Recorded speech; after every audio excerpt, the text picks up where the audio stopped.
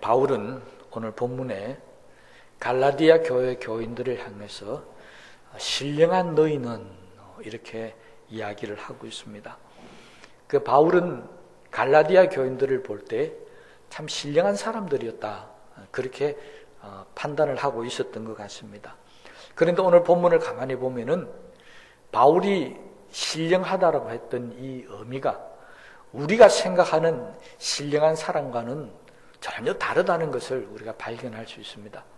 우리가 보통 신령하다라고 교회 안에서 생각하는 사람들은 기도할 때마다 하나님 앞에 기도 응답을 받고, 또 아니면 성령의 충만함을 받고 은사도 받고 해서 방언도 하고 예언도 하고 계시도 하고 여러 가지 이런 영적인 힘을 나타내는 사람들을 보면서 우리는 저 사람은 참 신령한 사람이다, 이렇게 말하는 경우들이 많이 있습니다.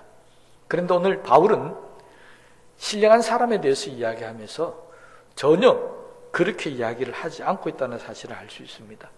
그래서 오늘 이 본문을 통해서 도대체 바울은 어떤 사람을 향해서 신령한 사람이란가? 다시 말하면 왜 갈라디아 교인들을 보고 너희는 신령하다라고 그렇게 말씀했는지 오늘 본문을 통해서 우리가 신령한 사람, 거기에 대해서 살펴보고 은혜를 나누고요. 우리도 바울이 이 갈라디아 교인들에게 했던 이 신령한 사람들이 다 되었으면 하는 마음입니다. 먼저 우리가 신령한 사람 이렇게 이야기하면은 물론 기도를 많이 하는 사람도 될 수 있겠고, 또 아니면 목사들, 장로들, 권사들 이런 분들을 보면서 좀 신앙적으로 성숙한 모습을 보면 저 사람 신령하다 이렇게 이야기할 수도 있겠지만, 실제적으로 이 땅에 우리가 신령하다라고 하는 때 가장 신령한 사람을 이야기하라고 한다면은 바로 예수님을 빼놓을 수가 없습니다. 예수님 빼고 누가 감히 신령한 사람이라고 할 수 있겠습니까? 자, 그렇다면 예수님이 바다 위를 걸고 죽은 자를 살리고 그래서 신령하다는 의미를 말씀드리고 아직 하는 게 아닙니다. 예수님이 신령하다라고 한 그 모습과 그 다음에 바울이 갈라디아 교인들에게 신령하다는 모습이 일치되는 부분이 있는데, 그 부분이 바로 마태복음 9장 36절의 말씀에 보면은 예수님께서 무리를 보시고 불쌍히 여기시니 이는 그들이 목자 없는 양과 같이 고생하며 기진함이라. 그러나 예수님은 자기에게 몰려왔던 이 이스라엘 백성들을 보면서 목자 없이 고생하고 기진맥진해 있다, 그래서 불쌍히 여기셨다, 이렇게 표현을 하고 있습니다. 예수님은 이 무리들을 향해서 목자 없는 양이다 이렇게 말씀하시는데, 이 비슷한 이야기를 예수님은 설교하시면서 굉장히 많이 사용하셨습니다. 대표적인 것이 잃어버린 양, 한 마리 잃어버린 양에 대한 비유의 말씀, 또는 한 드라크마를 잃어버린 여인의 이야기, 아니면 돌아온 탕자의 이야기, 이런 이야기들을 통해 가지고 하나님과 멀리 떨어져서 뭔가 하나님의 은혜를 잊어버렸던 그런 사람들을 표시하면서 이 사람들은 잃어버린 양이었다, 잃어버린 사람이었다. 마태복음 9장 36절에 있는 말씀으로 표현하자면은 목자 없는 양과 같다, 이렇게 말씀을 하셨습니다. 이 말씀은 한때는 하나님을 정말 열심히 잘 믿었고 신앙생활을 잘 했는데 어느 날 갑자기 무슨 이유인지 모르지만은 교회와 담을 쌓아버리고 하나님의 은혜도 잊어버리고 세상으로 돌아가 버리고 하는 그런 사람들이 있더라는 것입니다. 그런데 그런 사람들을 보니까 세상에 나가서 잘 먹고 잘 살고 편안하게 사는 것이 아니라 이 사람들은 목자 없는 양이 되어가지고 고생을 진딱하고 살아가다가 너무 힘들어가지고 기진맥진하면서 살아가는 그런 모습들이 예수님의 눈에 보이게 되더라는 것입니다. 이 이야기는 다른 식으로 이야기하고 있으면 우리들 가운데서 어떤 때는 예수님을 잘 믿다가 신앙생활 열심히 하다가 어떤 때는 낙심해가지고 그냥 교회나 아니면 교인들을 만날 생각도 안 하고 그냥 떨어져 나가버리고 그 세상에서 지내는 그런 사람들이 우리들 주변에 있다는 이야기입니다. 그래서 바울도 그랬고 주님도 그랬고 그런 사람들을 보면서 우리는 불쌍히 여길 줄 알아야 한다. 왜 불쌍히 여깁니까? 목자가 없어서 불쌍하다는 게 아니고요.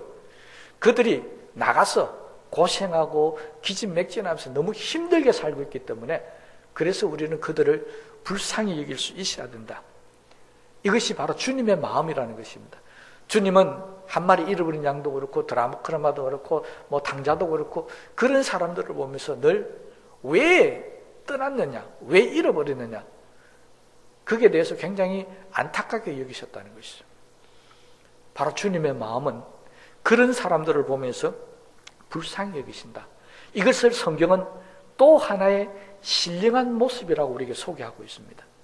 그러니까 뭔가 신령한 사람이 되면은 하나님과 멀어진 사람을 보면은 불쌍히 여기는 마음이 생긴다는 것입니다. 신령한 사람이 되면은 하나님을 떠나서 고생하고 기진맥진하는 사람들을 보면은 그들을 그냥 버려둘 수가 없고 그들에게 다가가서 손을 내밀고 그들을 위해서 기도해주고 그들을 붙들어주는 그런 일들을 하게 되어질 때 그런 사람들의 마음을 바로 주님을 닮은 마음이다. 또 다른 식으로 표현하면 그 사람이 바로 신령한 사람이다. 이렇게 성경은 우리에게 이야기하고 있습니다. 그러니까 우리가 신령한 사람이 되려면은 내가 열심히 기도해서 나만 은혜 받고 나만 잘 되고 뭐 성령 충만해서 그렇게 해서 내가 신령한 사람이 되는 것이 아니라 그 받은 은혜를 가지고 나는 이렇게 주님 안에서 기쁘고 즐겁게 사는데 나는 이렇게 주님 은혜 가운데 사는데 그러나 옆에 있던 사람들이나 또 아니면 주님을 떠났던 사람들 그 사람들은 너무 고생하고 살더라고요. 그래서 그들을 돌아보고 그들을 향해서 기도하고 그러니까 이런 모습들이 바로 신령한 사람이다. 그래서 이 신령한 사람은 그러면 어떤 일을 해야 되는가? 우리가 일반적으로 생각하는 신령한 사람이 되려면 어떤 일을 해야 됩니까? 뭐 40일 금식을 한다든지 아니면 저 기도회나 산속에 들어서 열심히 기도한다든지 뭐 그렇게 해야 하나님과 교통함도 이루어지고 어떤 영적인 은사도 받고 뭐 그렇지 않습니까? 그래서 많은 사람들은 그렇게 신령한 사람들이 되기 위해서 기도라든지 또 그런 쪽으로 자꾸 매달립니다. 그런데 바울이 말한 신령한 사람은 그렇게 하는 게 아닙니다. 그렇게 해서는 어떻게 잃어버린 양들, 어떻게 예수님을 떠나서 고통나고 고난당하는 사람을 도울 수가 있게요? 그들 어떻게 하나님 앞에 돌아오게 할 수 있겠습니까? 절대 그럴 수가 없는 겁니다. 그래서 지금 바울은 그런 신령한 이야기를 하는 것이 아니라 정말 하나님을 떠나서 고생하고 고통당하는 사람들, 그 사람들에게 찾아가서 그들을 위로하고 그들을 하나님께 다시 돌리는 그 일을 우리가 해야 한다. 그것이 우리가 하는 신령한 일이라는 것입니다. 여러분, 신령한 일이라는 것은 영적인 교제를 하는 게 신령한 것이 아니라 영적으로 죽은 사람을 살리는 일, 이게 바로 신령한 일입니다. 그래서 예수님이 가장 신령한 일을 하신 거예요. 왜? 이 땅에 있는 모든 죽어가는 사람들을 다 살리는 일을 하셨잖아요. 그러니까 신령하다라고 하는 것은 어떤 은사나 능력을 나타내는 것이 아니라 하나님을 떠났던 사람, 그 영혼을 잃어버렸던 영혼을 다시 찾아올 수 있는 사람, 그 사람이 바로 신령한 능력을 갖고 있는 사람이라는 것입니다. 그래서 바울은 그런 사람이 되기 위해서 우리가 해야 할 일을 오늘 본문에 두 가지를 이야기하는데, 첫째가 너희는 서로 짐을 지라, 그래야 그리스도의 법을 성취하라. 2절에 이렇게 이야기하고 있습니다. 여기에 그리스도의 법을 성취하라는 것은 하나님의 말씀만을 잘 지켜 행하라는 뜻이 아닙니다. 여기에 있는 그리스도의 법이라고 하는 것은 주님께서 이 땅에 오셔가지고 살아가면서 이 세상의 삶 속에서 어떻게 자기의 모습을 보여줬는지, 또 어떻게 우리 사람들을 위해서, 인류를 위해서 무슨 짐을 지셨는지 그것을 보고 성취하라, 따라서 이루어가라는 것입니다. 그러면 주님이 우리를 위해서 어떤 짐을 지셨습니까? 바울은 지금 갈라디아 교인들에게 너희는 서로 짐을 지라고 그랬는데, 그러면 예수님은 우리를 위해서 어떤 짐을 지셨느냐는 것입니다. 여기에 세례 요한이 가장 정확하게 말씀하셨죠. 예수님을 향해서 제자들에게 그렇게 가르칩니다. 세상 죄를 지고 가는 어린 양을 보라. 그러니까 바울은 우리가 서로 짐을 지라는 것은 경제적인 것이나 육체적인 것이나 세상의 어떤 짐을 서로 지라는 것이 아닙니다. 바울이 지금 이야기하는 서로 짐을 지라고 하는 이 짐이라고 하는 것은 물론 그런 것도 포함이 되어 있겠지만은 그러나 바울이 이야기하는 그런 짐은 형제가 지은 죄까지도, 형제가 지금 죄 때문에 당하는 그 고통까지도 함께 나눌 수 있어야 한다는 것입니다. 우리는요, 내가 신령하다, 내가 참 하나님 앞에서 정의롭고 공의롭게 산다라고 하면서 다른 사람들이 죄를 지으면 우리는 심판하고 정죄하려고 합니다. 그렇잖아요. 나는 죄를 안 지었으니까요. 나는 하나님의 말씀대로 살았으니까 우리 옆에 죄 지은 사람들 보면 책망해야 되고 죄 지은 사람 보면은 정죄해야 하는 것입니다. 그런데 바울은 그렇게 하는 것은 신령한 일이 아니라는 것입니다. 그건 누구나 할 수 있다. 정말로 신령한 사람은 나는 하나님의 말씀을 따라 살고 순종하고 살지만은 내 옆에 있는 어떤 누구가 죄를 짓고 살면, 그래 그 죄 때문에 고통을 당하고 아픔을 당하면은 나는 죄를 안 지었지만은 그 죄의 대가, 그 죄 때문에 당하는 무거운 짐을 함께 나눠줄 수 있는 사람이 신령한 사람이라는 것입니다. 그것이 바로 예수님이 십자가를 지면서 우리에게 보여줬던 그리스도의 법을 성취하는 방법이었습니다. 예수님은 우리가 죄를 짓고 그 죄의 대가로 우리는 형벌을 받아서 지옥에 가야 될 짐을 예수님이 이 땅에 오셔서 우리에게 서로 나눠지지도 않고 예수님 당신께서 모두 다 지시고 십자가에서 죽으셨다는 것입니다. 이게 그리스도의 법이 성취된 것입니다. 오늘 여기 너희는 서로 짐을 나누어주셔서 그리스도의 법을 성취하라고 하는 것은 바로 예수님처럼 다른 사람들이 죄 때문에 받아야 될 형벌이나 대가, 심판 그런 것까지도 내가 감당하고 나눠주고 내가 대신 짊어질 수 있는, 내가 대신 받을 수 있는 그런 모습으로 살아가는 사람이 신령한 사람입니다.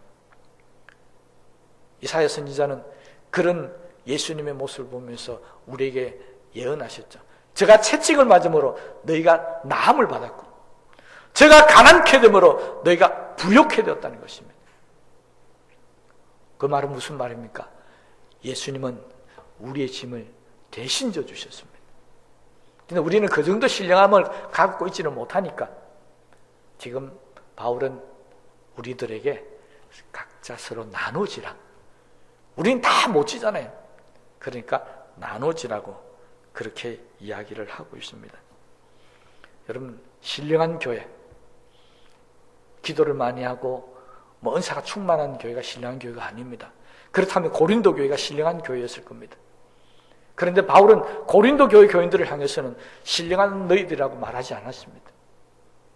이 갈라디아 교인들에게 신령한 너희는 이렇게 이야기했다는 것입니다.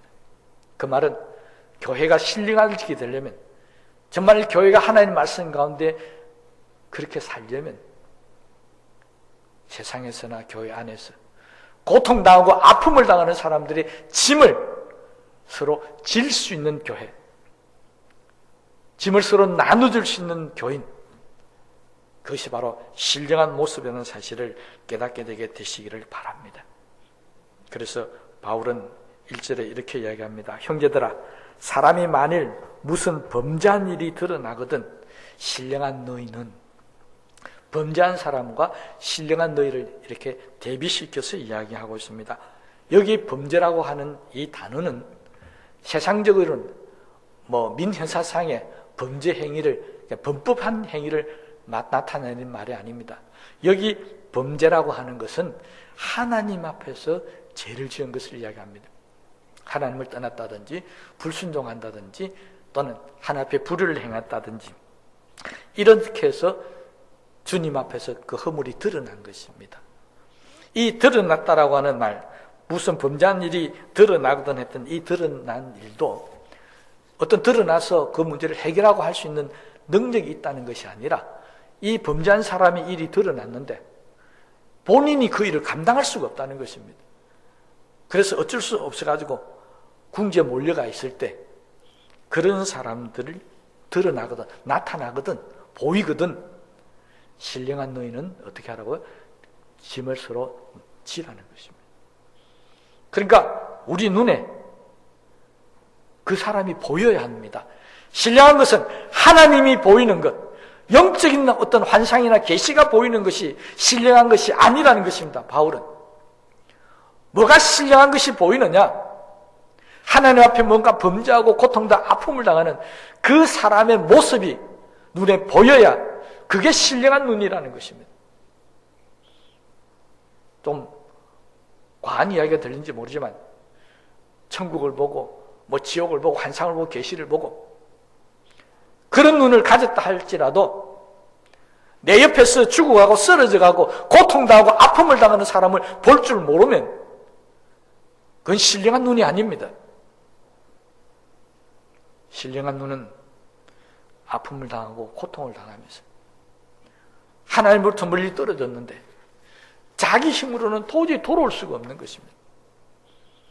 그래서 예수님이 한 마리 잃어버린 양을 찾아가셨습니다. 왜? 그 양은 스스로 못 돌아오니까요. 잃어버린 드라크마도 마찬가지죠. 열심히 온종일 방을 뒤져서 찾아냈습니다.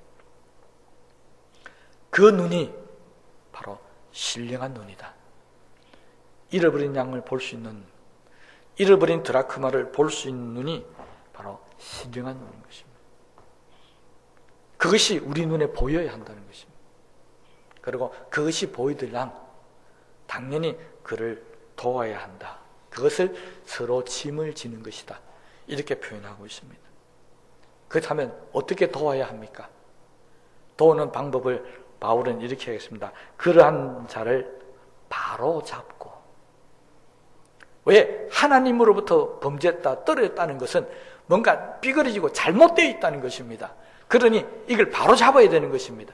신앙을 바로 잡든지 믿음을 바로 잡든지 그가 생각하는 생각을 바로 잡든지 바로 잡아야만이 하나님께 돌아오고 하나님의 말씀을 받아들이지 지금 무너져 있는 상태에서는 그렇게 할 수가 없으니까 그래서 너희가 바로 잡아주라는 것입니다. 이 바로 잡다는 말의 헬라어 원어는 두 가지 의미를 갖고 있습니다. 하나는 우리 몸에 뼈가 어긋났습니다. 탈골이 됐다 그러죠.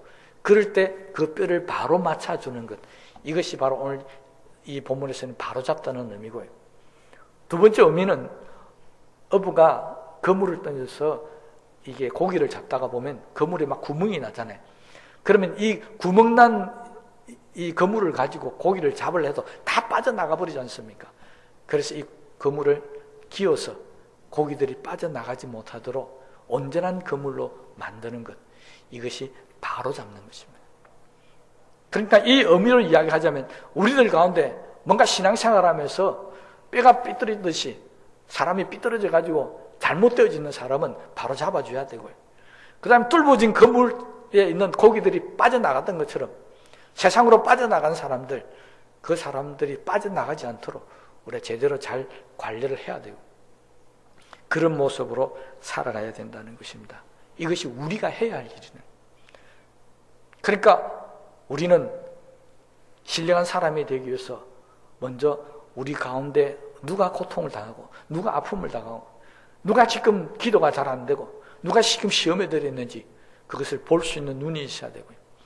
그런 사람들이 보이면 그 사람들이 하나님을 버리고 세상에 나가지 않도록 또 나가 있는 사람들조차도 하나님께 돌아올 수 있도록 우리가 바로 잡아줘야 한다는 것입니다. 이게 짐을 지는 방법입니다. 그러니까 막 같이 어린 힘든 일 하라는 것이 아니라 그들을 바로 잡아서 하나님께 돌아오게 하는 이것이 바로 잡다라고 하는 의미입니다. 그러니까 우리가 신령한 사람이 되려면 어떻게 해야 된다고요? 하나님을 떠난 사람들을 바로 잡아 그를 하나님 앞에 세우는 것, 이것이 바로 신령한 사람이 해야 될 일이다. 이게 첫 번째입니다. 두 번째 해야 될 일은 4절 5절 말씀을 보면 각각 자기 일을 살피라. 그리하면 자랑할 것이 자기에게만 있고 남에게는 있지 아니하느니 각각 자기 짐을 질 것임이니라.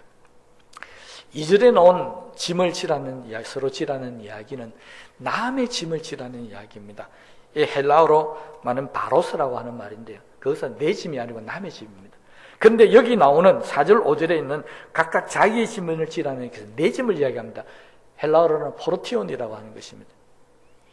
그러니까 첫 번째는 남의 짐을 지는 것이 신령한 사람이라면, 두 번째는 이제 내가 지어야 될 짐을 질 수 있어야 신령한 사람이라고 그렇게 바울은 이야기하고 있습니다.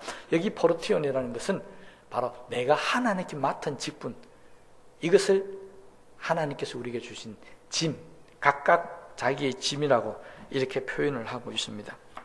여러분, 우리는 신앙생활하면서 교회 안에서 뭐 여러 그룹들이 있죠. 뭐 주일학교, 학생회, 뭐 청년회, 아니면 남녀 전도회, 뭐 찬양대, 구역, 뭐 여러 그룹들이 있습니다. 그 그룹들 안에서 우리가 맡아야 될 일들이 있지 않습니까? 직무라고 그러죠. 직분이라고 그러죠. 그 맡은 일들이 우리들 가운데 다 하나님이 줬다는 것입니다. 이걸 성경은 바울을 통해서 우리의 짐이라고 이야기하고 있습니다. 그래서 각각 자기를 살피라는 것입니다. 이 말은 내가 내 자신을 살펴보고 하나님께서 나한테 도대체 어떤 짐을 줬느냐, 전도에서는 나한테 어떤 짐을 줬고, 찬양에서는 어떤 짐을 줬고, 교사로서는 어떤 짐을 줬느냐, 나한테 도대체 어떤 짐이 있느냐를 살펴보고, 아, 내가 맡은 짐이 이렇구나. 그러면 그 짐을 잘 감당해서 지는 것을 신령한 사람이다. 그런데 이 짐을 팽개쳐버리면 그건 신령한 사람이 아니라는 것입니다. 그런데 이건 굉장히 힘들고 어려운 일이었습니다. 신령한 사람 중에 신령한 사람을 우리가 예수님이라고 말씀드렸는데, 예수님께서도 자기 짐이 있었습니다. 그것이 바로 십자가였습니다. 예수님은 이 십자가를 앞에 두고 자기 짐을 지어야 되는데 너무 힘들고 고통스러웠습니다. 그래서 우리가 잘 알죠. 겟세마네 동산의 그 유명한 기도, 할 수 없으면 이 잔을 내게서 옮겨주십시오. 하나님께서 예수님에게 주어진 이 짐이 너무 무거워서 할 수만 있으면 이 잔을 좀 옮겨가시면 좋겠다는 것입니다. 그러다가 결국 그 짐을 지게 됩니다. 기도로서 이기게 되셨죠. 여러분, 우리가 교회에서 맡은 직분이나 이 일들이 쉬운 게 아닙니다. 정말 이 일을 잘 감당하려면요, 정말 밤새워 기도해야만이 감당하고 이겨내야 될 그런 일도 우리에게 있습니다. 어떤 사람은 가벼운 짐도 있을 것이고, 어떤 사람은 무거운 짐도 있을 것이고요, 어떤 사람은 하나 가지고 있는 짐이 있을 거고, 어떤 사람은 뭐 아주 많은 사람은 대여섯 개도 가지고 있을 겁니다. 그러나 그 짐이 하나님께서 나에게 주신 짐이라면 내가 져야 한다는 것입니다. 여러분, 내가 절기해서 짐을 지는 사람은 없습니다. 교회에서 주는 모든, 또는 하나님께서 우리에게 주시는 짐은 사실은 내가 원해서 지는 짐이 아닙니다. 때로는 마지못해서 지는 짐도 있고요, 어쩔 수 없이 지는 짐도 있습니다. 그러다 보니까 잘 안 하죠. 내가 원해서 한 일들이 아니기 때문에. 그런데 신령한 사람이 되기 위해서는 이게 하기 싫고 힘들어도 내가 그것을 억지로라도 나 자신을 쳐서 복종시키면서 해야 하는 것입니다. 그래야 그 사람이 신령한 사람이 된 것이고, 근데 이게 하기 싫고 힘들어서 안 해버리면 그 사람은 신령한 사람이 될 수 없다는 것입니다. 여러분, 우리가 신앙생활하면서 늘 바라는 바람 가운데 나도 신령한 사람이 되고 싶다는 그런 말을 많이 합니다. 근데 대체적으로 보면 그 신령한 것이 사실은 또 영적인 것이나 이런 것들 많이 쏠려져 있습니다. 왜 그러냐니까, 뭐 남의 교단 이야기가 좀 죄송하지만은 우리 장로교와 달리 복음주의 교단에서는 이런 영적인 은사들을 자꾸 강조를 많이 해서 그렇습니다. 방언도 받아라, 뭐 계시도 해야 된다, 병도 고쳐야 된다, 귀신도 쫓아야 된다. 그러다 보니까 우리 한국 교회가 그쪽으로만 쏠려가지고 그것만이 신령한 것으로 우리는 생각을 해왔고 자꾸 들어왔기 때문에, 정말 하나님께 받은 내 짐, 이 십자가 같은 짐, 예수님께서 제자들에게도 말씀하셨죠. 누구든지 나를 따르거든 내 십자가를 지고 따르라. 이 십자가를 지는 것이 가장 신령한 사람이라는 것을 우리 자꾸 잊어버리고 있다는 것입니다. 여러분, 이제 올해도 마지막 달 맞이하고 우리는 이제 새로운 또 출발을 하고 있습니다. 여러분, 우리 내년도에는 우리 교회가 신령한 교회가 되기를 원합니다. 정말 우리 성도님들이 신령한 성도님들이 되기를 원합니다. 이 짐이 아무리 무겁고 힘들더라도 때로는 감당할 수 없고 도망쳐버리고 싶고 그럴 때 겟세마네 동산의 주님을 생각해 보시기 바랍니다. 주님은 어떻게 그 십자가를 지셨는지, 왜 도망가지 않으시고 그것을 잘 감당하신지를 생각하셔서 우리도 우리 새해에는 나에게 맡겨준 짐을 잘 지셔서 하나님 보실 때 신령한 이 갈라디아 교회 같은 그런 교회가 되기를 소원합니다. 그러기 위해서 우리가 또 하나 해야 될 일이 있습니다. 각자 자기 일을 살피라고 그랬습니다. 4절 말씀요. 각각 자기 일을 살피라. 왜 자기 일을 살피라고 그럽니까? 이 말의 다른 의미는 남의 일은 보지 말라는 것입니다. 남이 무슨 일을 하든지 간에 그건 보지 말라는 겁니다. 근데 교회 안에서 보면 일이 잘 안 될 때 보면요, 많은 분들이 자기 일은 안 보고 남의 일은 봅니다. 저 사람 일은 쉬운 것 같은데, 나는 뭐 선에게 이렇게 힘든 일을 하는데 저 사람은 하나밖에 안 한다, 저 사람은 아예 안 한다. 자기 일을 살피는 것이 아니라 남의 일을 살핍니다. 여러분, 우리 달란트 비유를 보십시다. 5달란트 받은 사람이 1달란트 받은 사람을 불효한 적이 있습니까? 5달란트 받은 사람이 하나님, 왜 나한테도 1달란트 주시지 나한테 왜 5달란트 주십니까? 그런 불평하겠습니까? 불평은 어디에서 왔습니까? 1달란트 받은 사람이 2달란트, 5달란트 받은 사람을 향해서 불평하는 것이지, 5달란트 받은 사람이 1달란트 받은 사람 가지고 불평하는 것은 아닙니다. 근데 만약 그렇게 불평했다는 것은 그것은 신령한 사람이 아니라는 증거입니다. 그래서 바울은 갈라디아 교인들에게 절대 다른 사람 살피지 말라. 다른 사람은 뭘 하든지 간에 너는 너 일만 살피라는 것입니다. 여러분, 이 일은 베드로도 한번 주님께 이야기했다가 된통당한 일이 있습니다. 요한복음 21장 21절 22절에 있는 말씀에 보면요, 예수님께서 이건 지난주에 설교도 했죠. 이 디베라 바다에 나타나셔가지고 제자들을 다시 불러 회복시켜 주셨습니다. 그때 그 일을 하시고 난 후에 예수님께서 베드로에게 이렇게 이야기합니다. 베드로야, 너는 나를 따르라. 그런데 네가 곧 죽게 될 것이다. 나를 따르면 너도 죽게 될 것이라고, 어떻게 죽을 것인지를 다 말씀하셨습니다. 베드로는 이 이야기를 듣고, 그럼 나는 죽는다. 오늘도 해보겠으니까 좋다. 나 십자가 지고 죽겠습니다. 그렇게 받아들였습니다. 그런데 주님이 보니까 요한에게는 아무 말씀을 안 하시는 거예요. 요한에게도 죽어야 되는데 소리를 해야 될 거 아니겠습니까? 근데 베드로가 가만히 생각하니까, 나보고 나만 죽으라 하느냐? 베드로의 생각이 맞았죠. 요한이 사실 제일 오래 살았잖아요. 그러니까 그 말씀에 보면 그러십니다. 예수께 여짜오되 주님, 이 사람은 어떻게 되겠사옵나이까? 요한 보고 나는 죽는데 그럼 이 사람은 어떻게 됩니까? 라고 물었을 때 예수께서 이르시되 내가 올 때까지 그를 머물게 하고자 할지라도 내게 무슨 상관이 있냐? 너는 나를 따르라. 내가 이 땅에 다시 올 때까지 저가 안 죽고 있어도 네가 무슨 상관이 있냐는 겁니다. 너는 네 할 일만 하면 된다. 베드로가 쑥 들어가 버렸습니다. 하나님이 일어난 남의 일을 살피는 게 아닙니다. 나는 십자가 지고 며칠 안 되면 죽을 건데, 요한처럼 100세를 넘어서까지 편안하게 장수하며 사는 사람도 있을 겁니다. 나는 정말 고통당하는데 다른 사람 편안하게 일을 하는 사람도 있을 겁니다. 그건 하나님께서 맡겨준 짐이니까 남의 거 보지 말라는 것입니다. 각자 자기 짐을 지고 자기를 먼저 살피고, 그래서 내가 할 일은 내가 책임을 져야 하는 것입니다. 여러분, 진짜 중요한 문제는요, 다른 사람이 기도를 얼마나 많이 하느냐, 다른 사람이 얼마나 헌신을 많이 하고 다른 사람이 얼마나 하나님의 말씀대로 사느냐, 이게 중요한 게 아닙니다. 정말 중요한 것은 내가 얼마나 기도를 많이 하고 내가 얼마나 하나님을 사랑하고 내가 얼마나 믿음 가운데 사느냐, 내가 중요한 것이지 남이 중요한 게 아닙니다. 남이 구원받는다고 해서, 남이 상급을 많이 받는 데서 나도 구원받고 나도 상급을 많이 받습니까? 아니지 않습니까? 내가 주님을 어떻게 믿느냐? 주님께서 내게 주신 짐을 내가 어떻게 감당하느냐? 이것이 나의 상이 되고 이것이 나의 축복이 되는 것이지, 다른 사람 안 하든지 다른 사람이 많이 받든지 그건 나하고 상관이 없는 겁니다.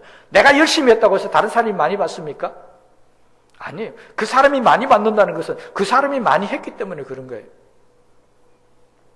근데 왜 우리는 자꾸 내 믿음보다 다른 사람 믿음을 더 중요시 여기고 내가 할 일보다 다른 사람 할 일을 더 중요시 여깁니까? 이건 정말 잘못된 것입니다. 그러므로 오늘 이 말씀을 꼭 기억하시기 바랍니다. 4절 말씀 한번 보실까요? 각각 자기 일을 살피라. 그리하면 자랑할 것이 자기에게는 있어도 남에게는 있지 아니하리니. 얼마나 위로가 되는 말씀입니까? 내가 내 일을 살폈는데 다른 사람은 안 하더라는 겁니다.